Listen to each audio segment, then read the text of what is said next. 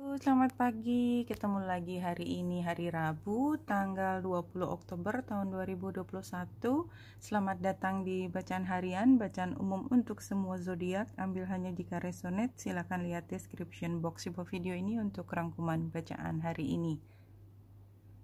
Hari ini adalah bulan purnama di Aries. Kalau kita lihat chartnya, itu bulan purnama yang perfectnya atau kita lihat dari derajatnya sama persis antara matahari dan bulan itu pukul 21:58 waktu Indonesia bagian barat atau 2 menit sebelum pukul 10 malam hari. Dan yang perlu kita lihat dalam konstelasi ini adalah ada siapa ini? Pluto di 24 derajat dan dia membentuk T-square, dan ketika ada Pluto ini semua tentang transformasi, tentang intensitas emosi yang sangat tinggi dan nggak ada yang mudah karena dia T-square. Square itu adalah tension yang sangat tinggi, dan kalau kita lihat lebih detail lagi, bulan yang pukul 12 siang itu ada di 22 derajat 20 menit itu hampir conjunction penuh dengan Aries di 24 derajat 14 menit. Artinya Aries yang di sini terlihat itu sedang square yang perfect dengan Pluto.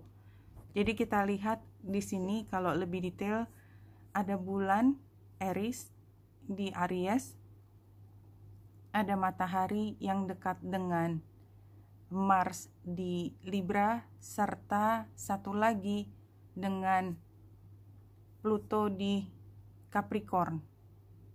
Itu sendiri semuanya energi yang gak mudah. Aries itu bisa muncul kedengkian yang tinggi, so be careful. Mars itu agresivitas yang tinggi. Pluto itu juga nggak kalah agresifnya, dia membawa intensitas dramatis gitu ya, transformasi yang dramatis. Jadi ini bukan waktu yang mudah, bulan purnama yang menunjukkan waktu yang sukar. Tapi untuk apa? Yang namanya bulan purnama itu selalu membawa hal penting, dan ini ada di Aries. Kalau bulan purnama di Aries, apapun transit yang mendukung, yang jelas kan kalau bulan purnama hanya matahari dan bulan tanpa ada tadi Aries, Mars, apalagi Pluto, itu sendiri udah a fiery climax approach. Nggak ada yang mudah kan? See, it's time to see if you've been a little bit too much me. There's a tug of war going on between what you want and what someone else wants. But you'll have to wait a little while to see what's going to happen next. Ya, jadi kita udah gak sabaran, tapi kita gak bisa mengambil langkah sebelum kita mengetahui pihak yang satunya, siapapun itu, lawan, kekasih, teman, tetapi jelas kita gak sendiri. Dan kita rasanya udah mau meledak gitu ya, dan karena di Aries kan dia ingin mulai sesuatu tapi nggak bisa ya. Di sini memang dari awal nggak ada apa-apa, nggak ada cerita aja. As you wait, jadi you have to wait, no? As you wait, ask yourself if you've been handling the situation as sensitively as you could have done. Jadi apakah kita memang dalam menghandle situasi ini kita cukup bijaksana, melihat tidak hanya dari kacamata kita, perspektif kita. Apakah kita juga menghitung apa yang diinginkan oleh orang lain? See? Jadi semua di langit mengatakan sesuatu tentang konflik ini antara kita dengan siapapun pihak yang di luar. Itu kita harus tangani dengan sangat bijaksana. Karena apa? Karena toh kita nggak pernah bisa sendiri. Kemarin saya cerita, we can love someone, but it's only halfway, always halfway, ya. Nggak bisa kita cinta one way, terus kita orang lain itu nggak ada ceritanya, nggak mungkin. Selalu harus ada dua arah. kalau 3 kartu ini bulannya mungkin ini menunjukkan bahwa ini sudah waktunya, dan bulan purnama itu biasanya adalah waktu yang sangat tepat untuk kita mengenali apa yang harus berakhir. Completion, semua bulan purnama adalah tentang completion. New moon adalah tentang mulai hal yang baru. Completion dari apa? Completion dari 6 bulan yang lalu, ketika bulan dan matahari bertemu di Aries. Ya, dihitung sendiri kapan. Itu bulan barunya 6 bulan yang lalu, dan sekarang ini kita bisa melihat baik buruknya, positif negatifnya, keuntungan dan kerugiannya. Semua ada di situ. Ketika kita sudah seperti membuat laporan akhir, di sini kelebihannya, di sini kekurangannya, analisisnya udah lengkap. Dan sehingga kita bisa melakukan keputusan, membuat keputusan yang memang resmi. Ini keputusan kita terakhir. Gambar towernya. Dan kalau kita lihat di kembali ke sini.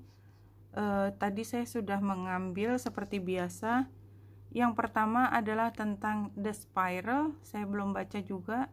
From galaxy in the sky to diminutive shell at the beach, the spiral is found extensively in the natural world. It's shaped in the form of coil, entering deep into one's consciousness and the unknown, and then extending far out into the heavens. Iya, jadi kembali. Ini seperti kita masuk dalam pikiran dan spiraling terus sampai akhirnya datang ke area spiritualitas. Kalau dari 3 penggambaran dan semua kartu ini jumping ya. Ini adalah knowledge, seek knowledge, kemudian confrontation. Jadi kita memang tengah belajar dari semua situasi, dan penggambaran di sini cantik sekali, banyak hal yang berkecamuk di pikirannya dia. Ya, terus kemudian konfrontasi, ya seperti bulan purnama itu kan konfrontasi antara bulan dan matahari. Tetapi ketika kita konfrontasi dengan kenyataan realitas di dunia ini, yaitu yang kita lihat, dan untuk apa kita kemudian mampu membuat keputusan, the choice. Jadi ini hampir sama dengan ini ya. Ini kita dikonfrontasi dengan situasi baik dan buruknya. Semua situasi buruk selalu ada baiknya. Semua situasi baik selalu ada kerugiannya. That's just the world. Dan demikian kita udah tahu, kita bisa menentukan yang mana yang menjadi pilihan kita. Kalau rangkumannya kita ambil dulu dari tarot. Oke, ini kemarin ya. Kartu outcome-nya kemarin, the tower, terbalik, stubborn. Iya, kemarin kan memang kebanyakan dari kita masih stubborn gitu. Kita berada dengan sangat kokohnya di situasi penuh badai, dan kita pikir kita tidak perlu melakukan sesuatu untuk atau yang kita lakukan adalah terus berada di dalam badai gitu. Challenge-nya adalah fairness dan balance. Kita sukar untuk melihat bahwa ini adalah situasi yang nggak balance. Ini situasinya harus diperbaiki sehingga tidak terus badai gitu. Badai sendiri itu kan menunjukkan tidak balance. Badai itu kan pergerakan energi, angin, udara, panas dari yang dingin ke yang lebih panas. Dan kalau perbedaan suhunya begitu besar, pergerakannya jadi sangat cepat kan? Simple as that loh. The same thing. Untuk apa badai terjadi? Kenapa ada pergerakan itu? Supaya pada akhirnya suhunya sama. Kan itu pergerakan. Energi selalu begitu. Ini advice-nya. Advice-nya adalah mungkin ini terjadi di dalam keluarga, but somehow kita perlu untuk melihat apa yang menjadi realitas, bukan dari emosi. Keluarga itu kan dari cup ya. Dari cup, dari emosi. Nah, karena ini terbalik, jadi jangan lihat hanya emosi, tapi lihat kondisi yang sebenarnya. Yang sebenarnya artinya keseimbangan tersebut. Outcome-nya adalah kita defending. Ya somehow stubborn juga ya. Stubborn sih, karena kita merasa sudah pernah menang. 7 itu kan setelah 6. 6 of Wands kan kemenangan. Biasanya kita menang. Kok kenapa kita sekarang harus ngalah? Yang benar aja, kan? Jadi ada situasi seperti itu. Kitanya sendiri memang tidak ingin berubah. Dengan sangat stubbornnya kita berdiri di tengah badai dan membiarkan kita diterpa angin karena memang belum seimbang. Begitu seimbang kan badainya berhenti. Tapi kita nggak mau ngalah.